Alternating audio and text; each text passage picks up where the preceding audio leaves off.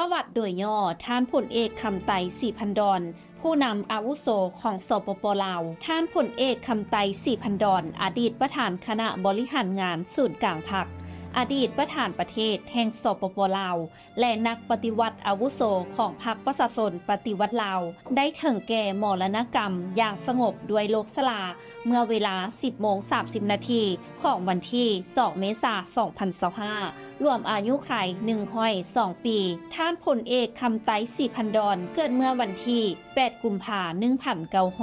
1924ที่เมืองโขงแขวงจำปาสักท่านเติบใหญ่ขึ้นในช่วงเวลาที่ประเทศกำลังเผชิญกับอิทธิพลของอาณานิคมและได้อุทิศตนเข้าสู่ขบวนการต่อสู้เพื่อเอกราชตั้งแต่อายุอย่างน้อยในช่วงสงครามต่อต้านอาณานิคมท่านเป็นนักปฏิวัติผู้มีบทบาทสำคัญในการเคลื่อนไหวปลดปล่อยชาติท่านเป็นหนึ่งในผู้ร่วมก่อตั้งพรรคประชาชนปฏิวัติลาวและเป็นผู้นำสำคัญที่มีบทบาทในการกำหนดทิศทางของพรรคและประเทศปี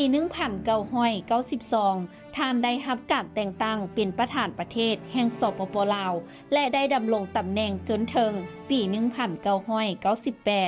ในระหว่างดำรงตำแหน่งท่านมีบทบาทสำคัญในการพัฒนาเศรษฐกิจการเมืองและความสัมพันธ์ระหว่างประเทศรวมถึงการผลักดันให้ลาวเข้าสู่ยุคใหม่ของการพัฒนาอย่างมั่นคงเพื่อแสดงความกตัญญูรู้คุณและความอาลัยอย่างสุดซึ้งคณะบริหารงานศูนย์กลางพรรคสภาแห่งชาติรัฐบาลแห่งสปป.ลาวและศูนย์กลางแนวลาวสร้างชาติได้มีมติจะจัดพิธีฌาปนกิจศพระดับชาติขึ้นอย่างสมเกียรติที่สนามหลวงเดินพระท่านหลวงในวันที่ 7 เมษายน